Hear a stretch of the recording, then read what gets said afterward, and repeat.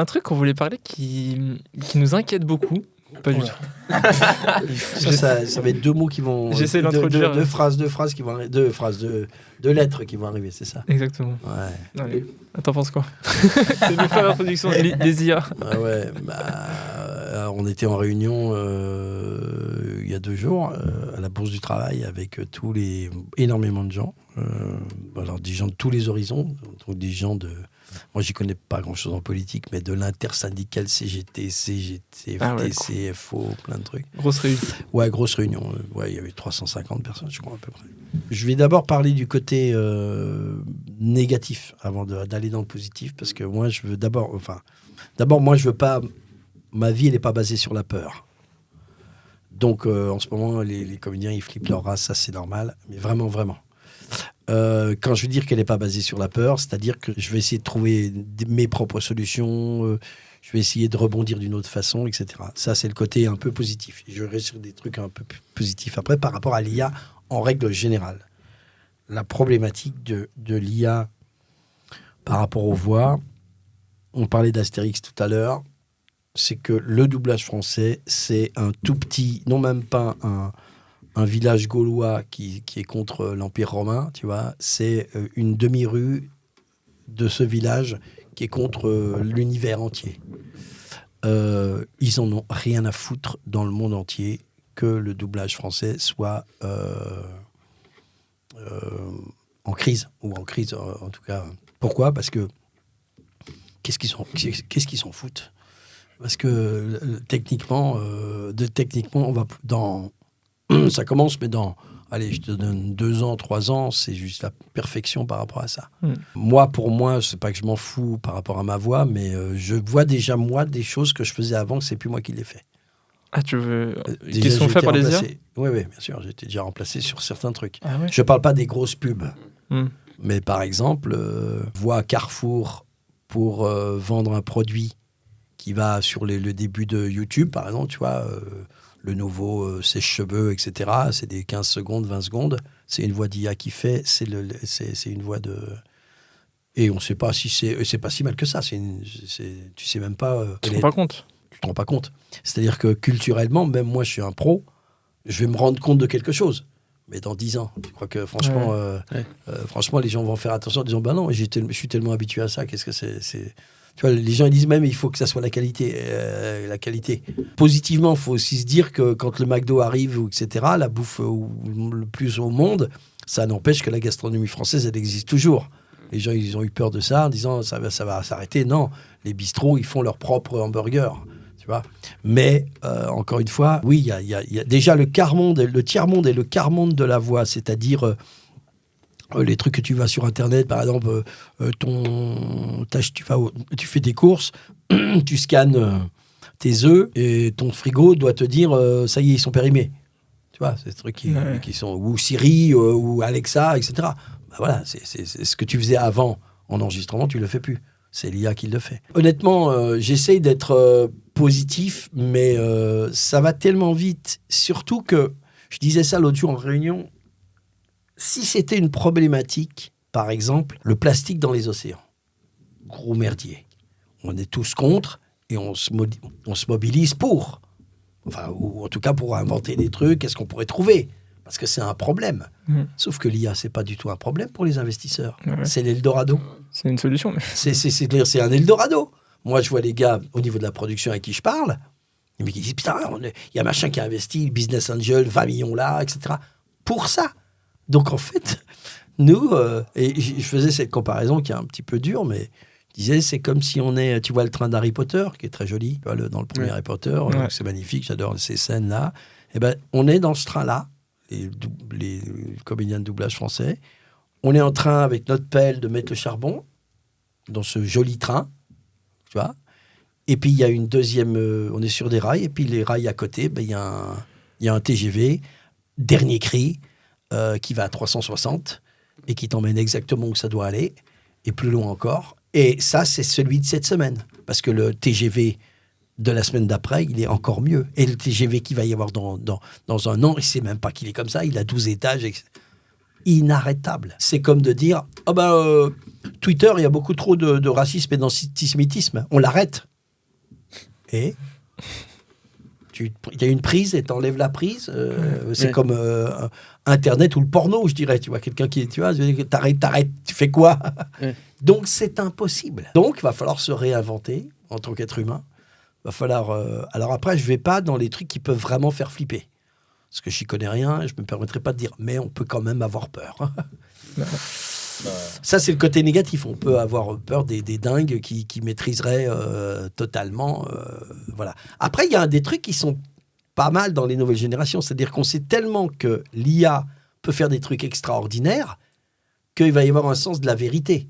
C'est-à-dire que tu vas faire un truc, tu dis, je suis pas sûr si c'est vrai ou pas. Ouais, comme je suis pas sûr, tu te méfies beaucoup plus. Tu vas te méfier beaucoup clair. plus. Tu vois, il y a eu des trucs qui sont sortis avec Macron qui j'ai vu ça, qui déclare la guerre à la Russie. Tu dis, non. Ah ouais, c'est un fake. Ouais. Mon ami Philippe Pétieux, la voix d'Homère, qui me balance il y a 3 semaines, il me dit, tiens, regarde ça, tu connais ce youtubeur. Et donc, je fais pas attention, je regarde. Parce que je crois que Philippe, il m'envoie un truc en disant, tiens, ça va te faire marrer. Donc, j'écoute, putain, je la vois d'Homère, il fait une présentation, puis d'un coup, je vois qu'il dit des saloperies. Des styles, qui dit à un enfant, tu vois, ce chocolat, j'aimerais bien te le mettre dans la bouche. Enfin, attends. La barre de chocolat, tu vois. Avec la voix d'Homère. Avec la voix d'Homère. Et c'est une application qui existe, Ah bah ouais. mais qui est russe. Donc, nous, on a envoyé le youtubeur, il a 350 000 abonnés. La vidéo, elle a fait 270 000. Ils en ont rien à foutre. Tout le monde dit, c'est super marrant, quand est-ce que tu fais ça avec la voix de Titeuf, etc. On en est là. Donc, tu fais dire des saloperies, et tu peux rien faire. Il n'y a pas de loi en plus. Rien. Putain, et donc, on en est là. Donc, la réunion, c'était ça. Mais c'est des poètes. Hein, quand je parlais des comédiens, c'est des poètes. Comment t'arrêtes ça?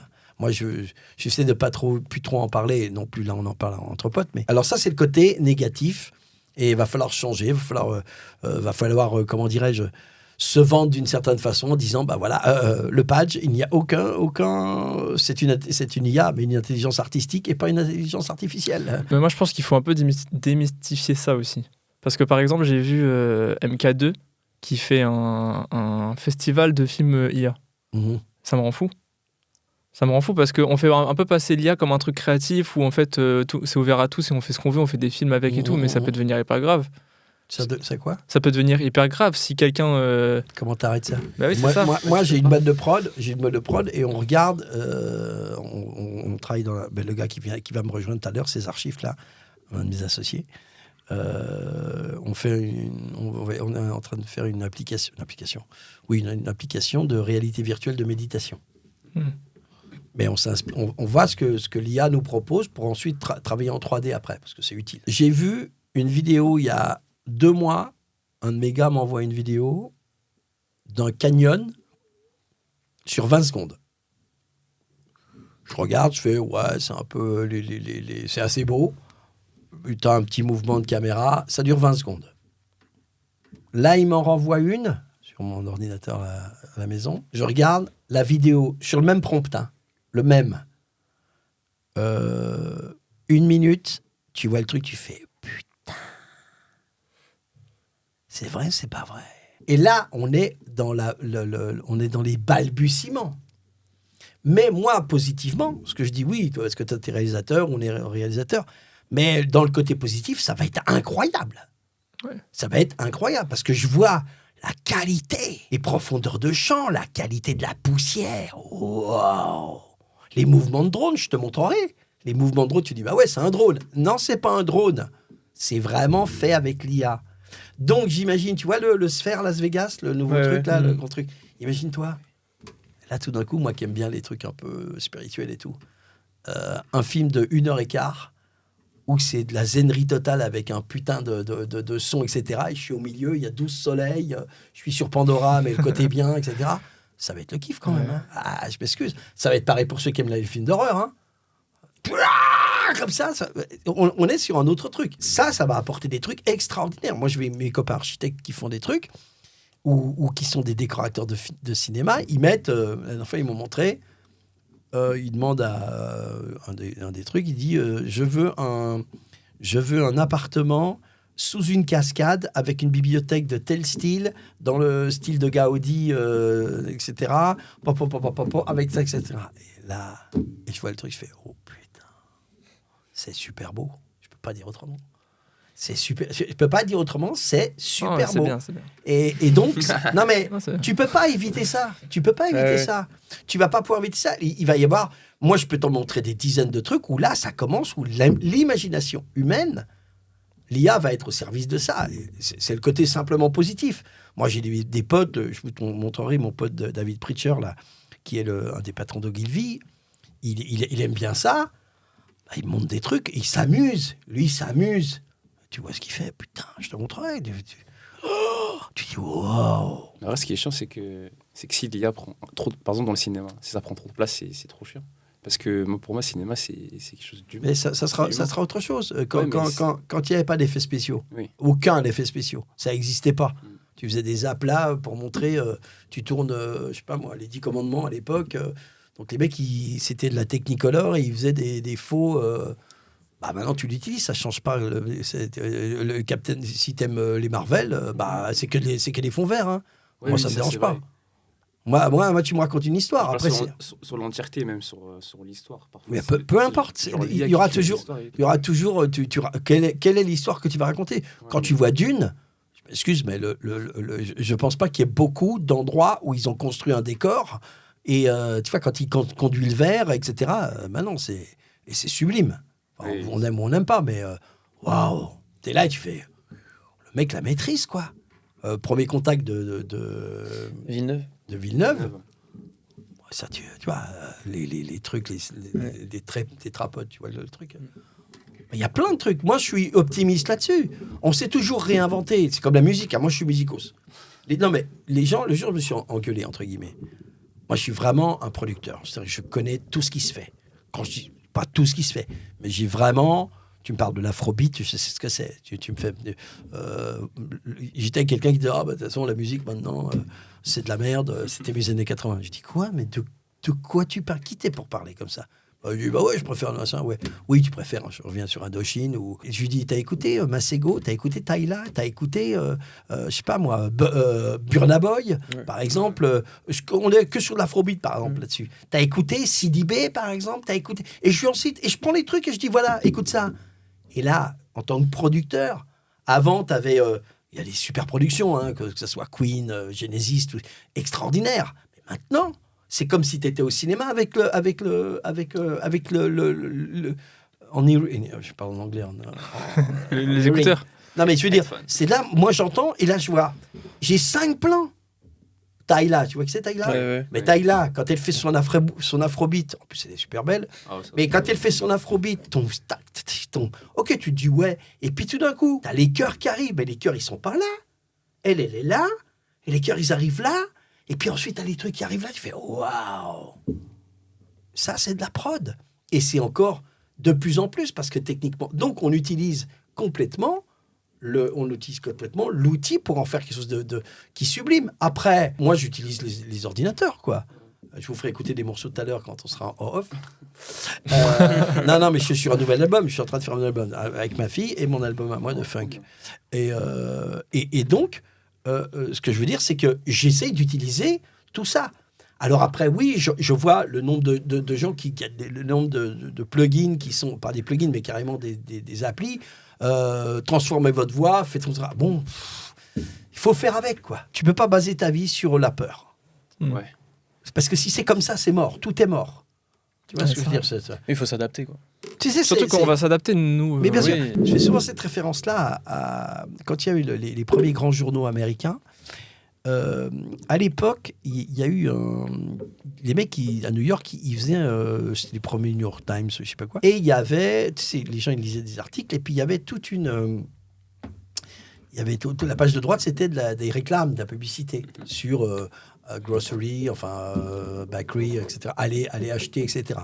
Et il y avait un des publicitaires de New-Yorkais, on est dans les années 1912, quelque chose comme ça. On fait une interview de lui, c'était une interview écrite. Et tout d'un coup, il dit, vous savez, maintenant, la publicité, ça s'appelle comme ça. Voilà, on a tout fait. Le mec, il disait, on a tout fait. On fait des trucs avec votre photo et votre... c'est comme s'il disait, ça y est, c'est terminé, on n'inventera plus jamais rien. C'est resté chez les publicitaires, ce truc-là. C'est-à-dire que le mec, il voyait que ce qu'ils avaient fait, qu'est-ce qu'on peut inventer maintenant ? Tu lui aurais dit, excuse-moi, mais dans 60 ans ou dans 80 ans, il y aura des trucs en 3D, tu auras des trucs olfactifs, enfin, tu veux dire, tu auras des films, tu auras des effets spéciaux, ils n'auraient rien compris, évidemment, tu auras des ordinateurs. Et moi, je trouve que c'est comme ça. On va se réinventer, Oui. on a toujours fait ça. On a toujours fait ça, parce que il y a quand même un truc qu'il faut voir. Hein. Moi, je suis un gros romantique. J'aime pas du tout les films de serial killer, ça me casse les bonbons, mais au-delà du réel, Seven est un de mes films que je déteste le plus. je le dis, vraiment. Je peux vous expliquer aussi, mais que je déteste vraiment. Mais vraiment. Mais c'est vrai, je peux l'expliquer après. Et donc, voilà, on est... c'est un bon exemple, ça aussi, mais que ce soit l'amour, la guerre, machin, c'est toujours les mêmes choses depuis que le monde est monde. Donc, comment tu vas raconter... Parce que si tu te disais, ça a déjà été raconté, la rencontre de quelqu'un avec quelqu'un d'autre. Sauf que depuis des milliers d'années, c'est toujours la même chose. Hein. Donc, comment tu vas raconter l'histoire, tu vas inventer. Moi, je crois vraiment à... par contre, je suis très, très optimiste sur alors, ça ne veut pas dire que peut-être pas il y a un fou qui, à un moment donné, va donner les codes nucléaires à l'IA. J'en sais rien, mais ce n'est pas mon problème, parce que je ne suis pas là-dedans. Mais autrement, je crois que l'humain, il est vraiment... il se réenchante à chaque fois. Vraiment ça. Les gens, ils me disent « Ah, maintenant, c'était mieux avant. » Mais c'était mieux avant. Mais qu'est-ce que vous racontez comme conneries ? Sérieusement, il y a 60 ans, les femmes, elles ne votaient pas. Je veux dire, il y a 100 ans, les gamins de 7 ans, ils étaient en usine. Qu'est-ce que tu es en train de me raconter, là ? Qu'est-ce que vous me racontez ?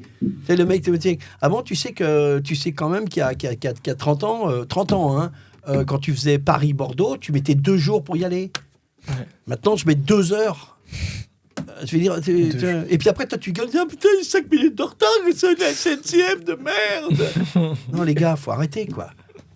Non, mais tu vois, je veux dire, faut savoir. Non, mais là, je reviens, tu sais, comme j'ai démarré tout à l'heure, faut remettre en perspective ce qu'on est, ce qu'est l'humain, ce qu'est, tu vois, il y a trop de tu sais, on discutait tout à l'heure quand je dis, j'essaie de voir la beauté, l'énergie, etc. partout, parce que c'est une question de conscience, c'est une question de comment tu réfléchis et où tu portes ton attention. À chaque moment, chaque seconde, tu peux voir les choses qui marchent. Et tu peux aussi voir les choses qui ne marchent pas. Ouais. Dans tout. C'est comme tu prends un crayon, tu as le crayon, tu as une mine et tu as une gomme. Tu vas regarder quoi, la mine ou la gomme ? C'est le même crayon. Tu peux retourner, etc. Donc, tout le monde peut avoir ses opinions. Mais il y a 2 points de vue. Ou 10 points de vue. Tu vois. Donc, le truc, c'est que ceux qui font des choses, ce n'est pas ceux qui critiquent, c'est de dire, encore une fois, le pas d'après, je ne sais pas où je vais. Je vais vous faire un petit peu de poésie. On peut ou pas ? Plaisir. Bien Avec sûr. plaisir. Je dis aux gens, soyez des Christophe Colomb. Qu'est-ce que ça veut dire ? Soyez des Christophe Colomb. Qu'est-ce que ça veut dire ? À l'époque, Marco Polo a découvert la route des épices. D'accord ? Donc les mecs, c'est du blé. Hein ? C'est pas du blé, c'est des épices. Et le gouvernement espagnol dit, il nous faut, puisqu'on passe par ça s'appelle peut-être pas la Méditerranée, mais on passe par la route de l'Est. Tu vois ? La route de l'Est, oui, c'est ça. La route de l'Ouest, enfin bon, passons. Et je passe par cette route-là pour aller chercher les épices. La route de la soie. Non, c'est par les bateaux. Hein. Je parle de... Ah, ok. Ouais. Et donc, le gouvernement espagnol dit, nous, il faut qu'on trouve une autre route. Donc, il demande à Christophe Colomb de partir. Donc, il rassemble 3 bateaux et un équipage. Pour de bonnes ou de mauvaises raisons, ils le font. Argent, gloire, tout ce que tu veux. Sauf que ces gens qui partent sur ces bateaux ne sont pas sûrs que la Terre est ronde et ils ne sont pas sûrs qu'ils vont réussir. OK ? Donc, qu'est-ce que ça veut dire, soyez des Christophe Colomb ? Ça veut dire que nous, les humains, on ne peut pas rester. On est des bateaux qui ne vont pas rester au port. 99% des gens restent au port parce qu'ils sont entourés de bateaux et il y a la digue qui les protège des intempéries. OK ?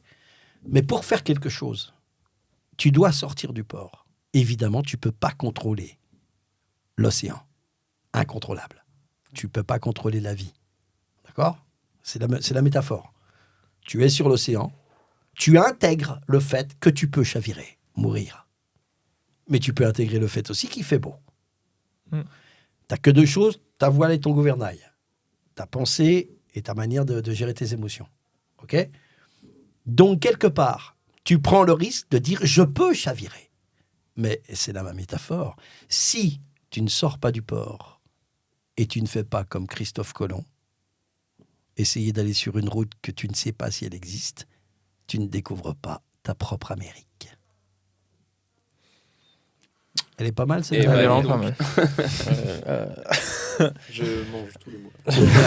Non, mais ce que je veux dire, c'est ça. Et si tu n'as pas cette idée de faire de ta vie, que vous soyez ce que vous allez faire, vous, je dis souvent aux gens, c'est quoi votre GPS intérieur ? C'est quoi ? Pourquoi le GPS ? Un GPS, c'est bien utile maintenant. Parce que si je te dis, je veux aller dans le nord, ouais, et par contre, si je dis, je vais aller 104 rue boulevard du Général de Gaulle à Tourcoing, je le mets dans le GPS. Peu importe que je passe par Brest, que je revienne en Corse, que je fasse machin, je dois aller là. Je ne sais pas quel est le prochain virage, je ne sais pas s'il va faire beau, pas beau, quels gens je vais rencontrer, quel restaurant je vais faire, ou quel ennui je peux avoir sur la route. Mais par contre, je vais au 104 rue Général de Gaulle. Donc j'ai mis dans mon GPS une destination.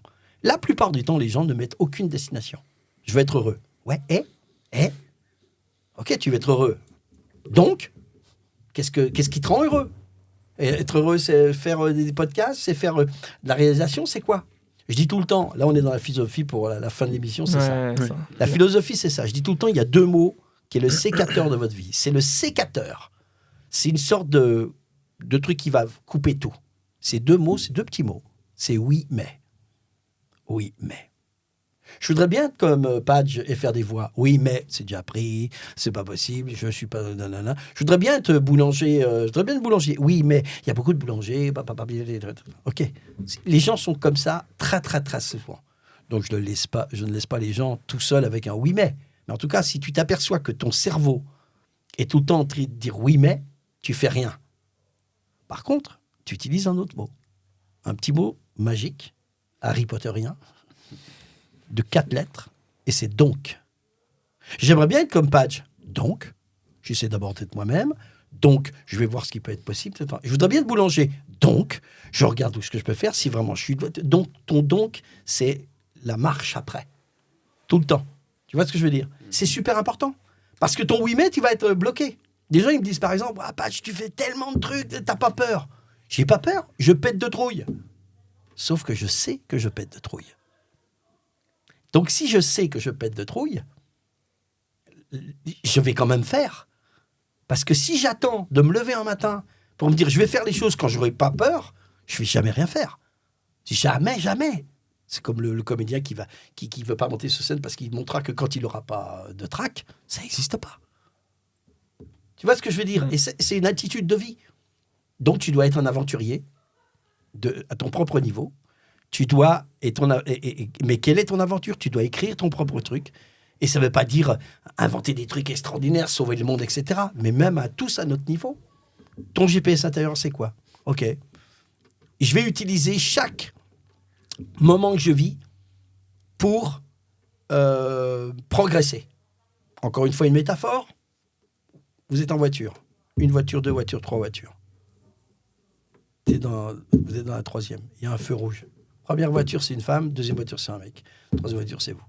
La première, il y a un feu rouge. Et la dame, elle fait « Ah putain, c'est pas possible, je suis en retard, quand est-ce qu'il va passer au vert ? C'est pas possible, je vais être en retard, nanana. » Ok.